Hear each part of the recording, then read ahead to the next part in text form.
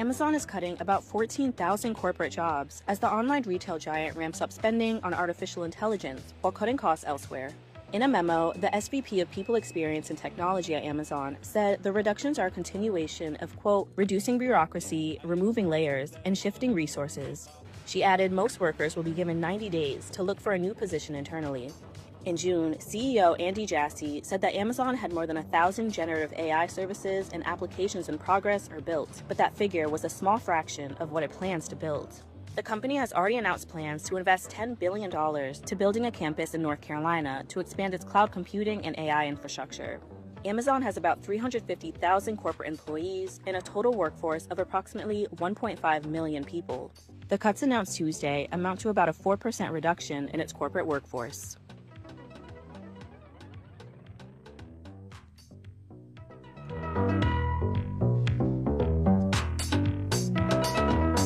We are back, and we are black here on WLTH 1370 AM. That's 92.7 in the FM dial if you're nasty. Yes, it is Friday, October the 31st, 2025. It's Halloween, 7:36 in the PM. So I've got about 24 minutes before Dr. Williams comes in with the 2x4 and kicks me out personally.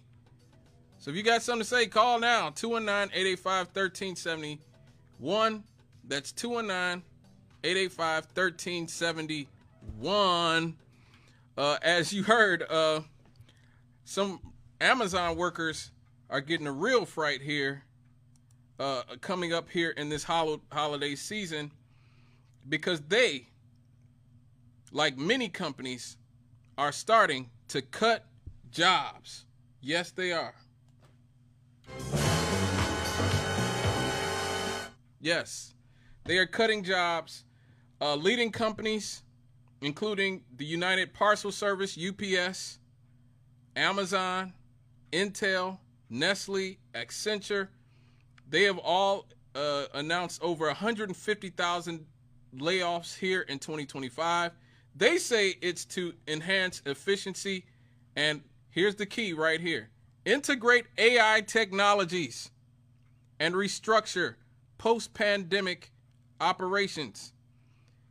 The UPS, the United Parcel Service, cut 48,000 positions through September. Amazon has already cut 30,000. Intel has cut 24,000. Nestle, 16,000 globally. Accenture, 11,000. Ford has cut 11,000 jobs. Novo Nordisk, 9,000. Microsoft, 7,000. PwC, 5,000. Salesforce, 4,000. Paramount, 2,000. Target, the store, the box store, 2,000 employees. Kroger, the supermarket, has already cut 1,000 people. Applied Materials, 1,400 1,400 employees. Meta has cut 600 employees. Hold on, caller. And the reason I want to do this story is because, I keep harping on this, but this is what AI is for, you guys. When they keep selling you this stuff about data centers and about how the data centers are going to create so many jobs, they're not creating jobs, at least not permanent ones. They're not here to create no permanent jobs. Maybe just in the construction of them, but after that, you're going to have to get another job. And that job is probably going to be done by AI. They have been put here to replace us. We are seen as replaceable, expendable by the elites in this society. They control so much of the wealth and so many of the resources in our society now that they are nearly at a place where they don't have any use for us anymore.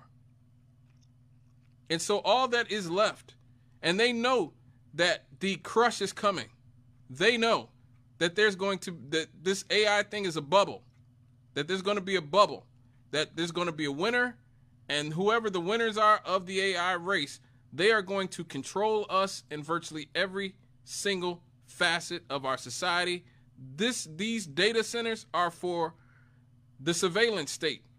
that they will need to keep all of us in line when it becomes apparent to the average person that they have completely screwed over all of us. They have taken all of the wealth and power, all the gains of the last 50 years, especially the last 40 years post-Reagan. They have taken all of the gains, all of them.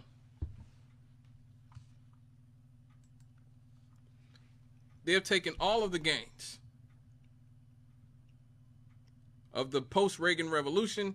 They have said that the wealth was going to trickle down to the average person. It obviously did not. It obviously has not. It obviously will not. And so now they are shedding, all these companies are shedding employees. Amazon is planning on cutting 600,000 workers in the next few years. 600,000.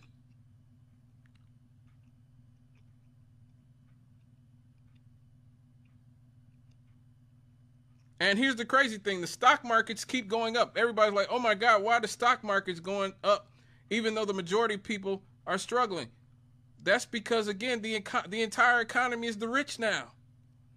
They have so much. They spend so much that, like, they have more wealth.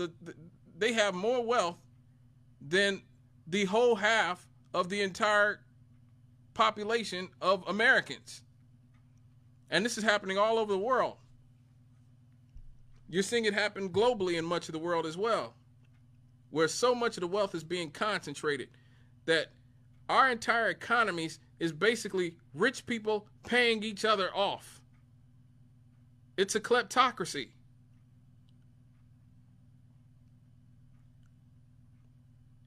They're hoovering up everything.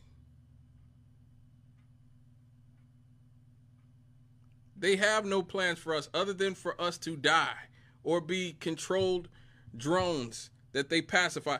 One of the ways that is funny, Sam Altman is selling ChatGPT, the AI system. He's saying that you can make your own homemade pornography. That's their plan for you. That's their plan for you. Keep you occupied with homemade pornography on social media, drugged up on antidepressants, waiting for your SNAP benefits, I guess, to come through. That is their plan. But no, they don't need you anymore. That they're getting to the point now where they won't need most of us at all. And so, again, this is why it's important to this is why I was so critical of the No Kings March that happened last week. If you're going to mobilize, you got to mobilize behind something that means something, like a general strike, while we still have some power as a society, some labor power. Some things can still be sabotaged and sort of sandbagged by human workers, because once everything's AI, it's over. The entire thing is over. Let me get this caller real quick before I get out of here. Hello, caller. What's up? Hi. I'm enjoying your program there. Well, thank you so much, ma'am. You know what's happening there? They're using the robots, the AI robots, to solve these big problems of the world. Mm-hmm. And so that's going to knock out people that jobs. And I'm listening to you, and it just seems that, just as you're saying, that they have no need. Could you speak up, please? I can't hear you. Okay, my phone. But they have no need for workers anymore. So where does that leave us? Right. We are becoming more obsolete by the day. Yeah. Sooner, more sooner than we know, or paying attention to. I don't know. I imagine other people are thinking the same thing. I don't know. So I just wanted to say that to you. But I'm enjoying your program. Oh, thank you so much. Thank you so much. Feel free to call back anytime. All right. But yeah, like she was saying, they don't have any real need for us anymore. And that's important to say. That's important to say that now is the time that we have to mobilize as people, as humans, still, while we have something left, and not just mobilize behind, sellout corporate Democrats or whatever, the No Kings March was about. Actually have a plan, execute it, universal health care, end the wars.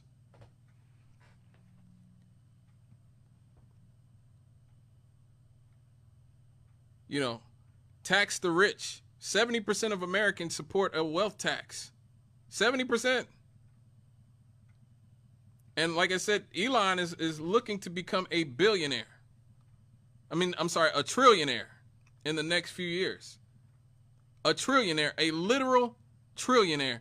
He is holding up Tesla as we speak and saying, if you guys do not give me $1 trillion over 10 years, I am quitting. I am the face of the company. I'm the face of the brand. I have been the driving force of this company. Either give me $1 trillion or I'm leaving. And they may give it to him. He already has an unprecedented amount of power and wealth in our society. He has more wealth than whole countries. Whole regions of the world don't have as much wealth and power as Elon Musk does. We talked about during the Happy segment about Evo Morales in Bolivia, how Elon Musk literally got on Twitter back when it was still Twitter, before he bought it, and bragged that they will coup, meaning literally overthrow any government they want to overthrow. He was speaking in regards to Bolivia, and he truly believes that, and he might be right. He can literally use our military to overthrow any government that he wants. They want the lithium in Bolivia. That's what they wanted. That's why they had to get Evo Morales out of there.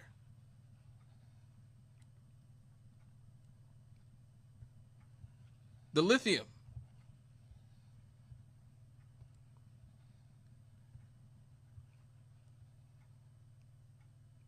And lithium goes into a lot of those batteries for a lot of those electronic products.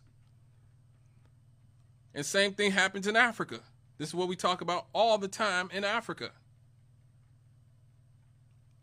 People always say, oh man, look at those African countries over there where everybody is a savage and there's always wars. Everybody's always fighting. The West has literally been, since they supposedly got free in the 1950s and 60s, our government, the UK, the French, have been assassinating any African leader who didn't play ball with them, overthrowing any African government that didn't play ball with them. That's why Ibrahim Traore in Burkina Faso and Assimi Goïta in Mali and Abdurrahman Chiani, and I believe, I forget what other country that is.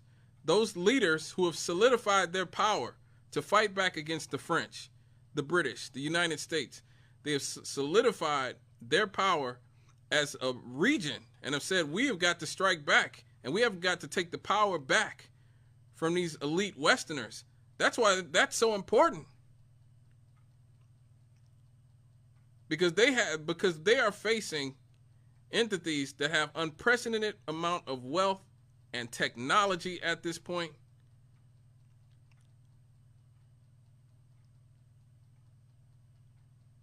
All of this was sold to us is that it would make our lives better. Ask yourself a question. Has any of this made our lives better?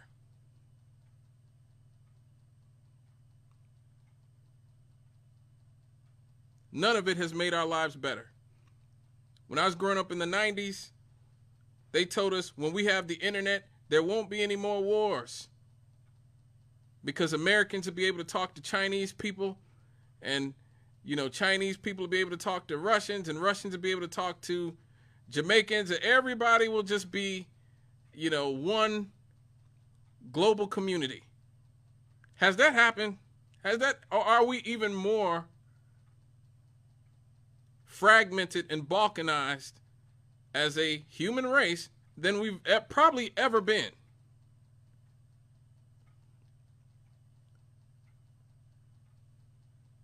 we have probably never been as balkanized as we are currently as a people. And now with AI, it is going to get even worse. They know the crush is coming. They know the economy is fake. They know this is all a bubble and that there's going to be very few winners. And that those winners are going to be so ungodly rich and powerful that the rest of us will be virtually incapable of doing anything to depose them. That is why now is the time to mobilize against this. Now is the time to figure out which products to boycott, which companies to boycott, not use their products. Now is the time to vote while you still can. While you still can, vote while you still can. I'm not going to tell you who to vote for, but make sure they know that you vote. Dear God. And more importantly, I know a lot of parents and grandparents are listening to this. Get your damn kids up to the voting places. And your grandkids. I swear to God. There's a lot of 18 and 19 and 20-year-old dudes who smell like weed who are still not registered to vote in our community. Lots of dudes riding around with their speakers knocking who don't vote. I see them every day.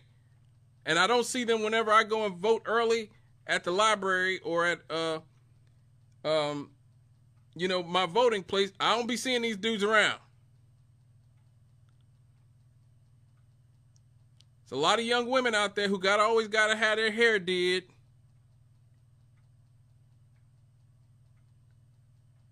And gotta have their nails did, who ain't voting in our community. That's why we have such a paltry voting record. Let me get this caller. Caller, be quick. Ken, I think the problem we have is not voting, is they getting registered to vote is one thing, but the people just don't get out to go vote. Yes. Is another. Yes. I wish it was such as we could get licensed people that could go door to door with a portable voting machine in their hand to cast these votes. Otherwise, we're going to be up the creek without a paddle. I heard that. Thank you for your call, brother. Yeah, he's right. He's right. But this is one of the reasons why I've said that what we need to do is make sure that everybody at 18 is registered to vote. And that's a lot of parents and grandparents and a lot of y'all out there who are younger people who are listening. Make sure your grandparents can go vote. Make sure your parents can go vote. It's a lot of people out there who are not paying attention to their parents and grandparents, especially as they get older. They shuffle them off to some, senior living facility. Make sure your parents and grandparents can vote. Make sure your auntie who's at the living facility can vote. Your cousin that's at the living facility can vote and will vote. And make sure that you keep putting pressure on them to vote. We are in existential times now. This is not the time to go to sleep whatsoever.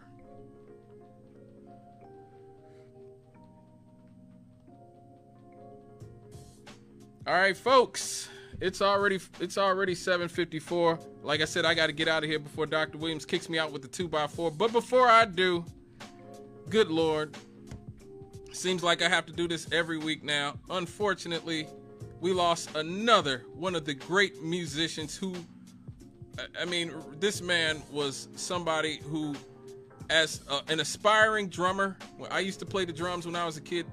This man is one of the greatest drummers, was one of the greatest drummers ever. He was somebody whose work I have studied for years. as an aspiring drummer, even though I'm not any good at it. I'm not that good at it. But if I could play like anybody, this would have been one of the men I wanted to play like. Jack DeJohnette. Jack DeJohnette left us in the last week here. He died of congestive heart failure in New York on October the 26th. He was born in Chicago, grew up in Chicago, replaced Tony Williams, another one of the greatest drummers ever, in Miles Davis's band. This man was the primary drummer on Miles Davis's classic, one of the greatest jazz records ever, one of the greatest records of the 20th century period, Bitches Brew. And he was also the main drummer on A Tribute to Jack Johnson and On the Corner. He worked with Charles Lloyd, Freddie Hubbard, Keith Jarrett, Bill Evans, Alice Coltrane, Sonny Rollins, we just mentioned earlier, Pat Metheny, Herbie Hancock. This man was just one of the great musicians of the 20th century, one of the greatest drummers who ever lived, inspired so many people in so many different mediums. We got to say goodbye to our brother, Mr. Jack DeJohnette, in the way that we say goodbye to our great musicians here on Straight Out of the Cannon. This is one of my favorite, maybe my favorite song that he's on. This is Miles Davis's Spanish Key off of Bitches Brew, one of the greatest albums ever. I'll talk to you guys next week. God bless the working class. God bless organized labor. This is Spanish Key in memory of our brother, Mr. Jack DeJohnette. I'll see you guys next week.